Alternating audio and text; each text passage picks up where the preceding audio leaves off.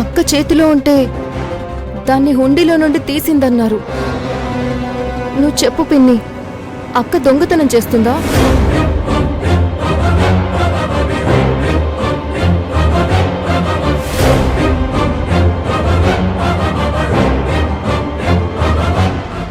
ఏంటి నాన్న, ఎక్కడ దొంగ అన్న మాట వినబడ్డా నా వైపే చూస్తావు?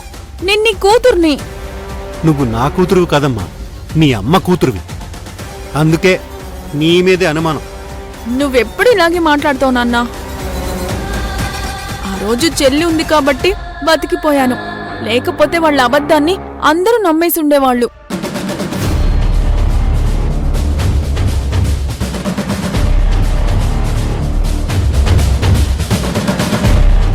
నువ్వు అలా చూడకు నాన్న. నీ ఎక్స్ప్రెషన్స్ తో నాకు డిప్రెషన్ వచ్చేలా ఉంది.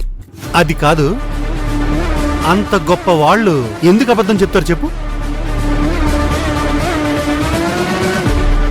ఏంటండి ఎప్పుడు చూసినా నా కూతుర్నే అనుమానిస్తారు? మనుషులు పెద్దవాళ్ళైతే సరిపోదు, వాళ్ళ బుద్ధులు గొప్పగా ఉండాలి కదా.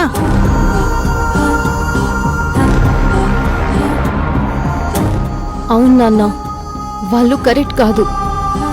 అక్క తప్పు చేయదు అని ఎంత చెప్పినా తిట్టి పంపేశారు. అది కాదమ్మా, నువ్వు వాళ్ళతో మెల్లగా జరిగిందేదో చెప్పుండాల్సింది. దానికోసం జాబ్ వదులుకోవడం ఎందుకమ్మా? మీరు పిల్లల్ని విడదీయకండి, అక్క చెల్లెల్ని ఒక్కటిగానే ఉండనివ్వండి. అవును నాన్న, మా అక్కని తిట్టిన చోట నేను జాబ్ చేయలేను. పిన్ని, నువ్వు చెప్పినట్టు నేను సూపర్ మార్కెట్లోనే పనిచేస్తాను. అమ్మ అంకిత,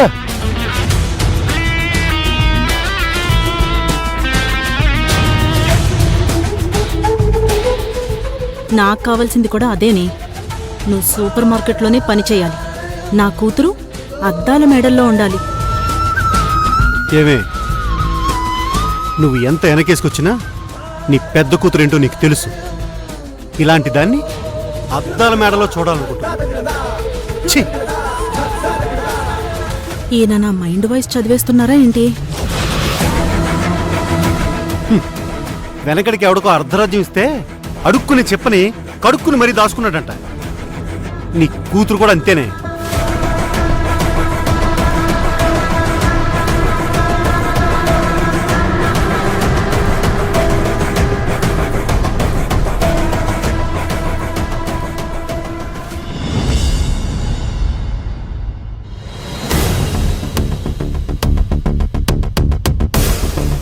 ఏంటి కావేరి, ఆ ఫైల్ ఏంటి?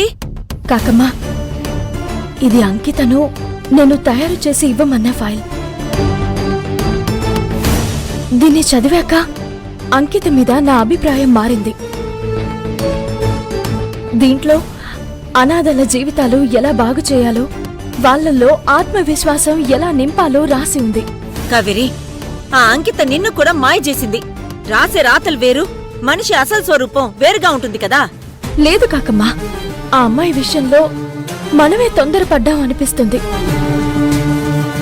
ఇతరుల జీవితాల్ని బాగు చేయడం కోసం ప్లానింగ్ గా ఆలోచించిన అమ్మాయి తన జీవితాన్ని ప్లాన్ చేసుకోకుండా ఉంటుందా? దొంగతనాల్లాంటివి చేస్తుందా?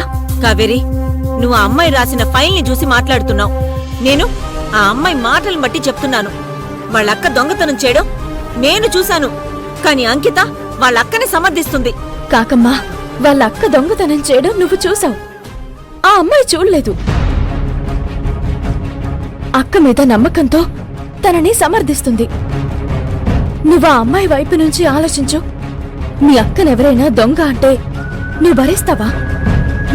ఇప్పుడు పాయింట్ కొచ్చావు పొన్ను.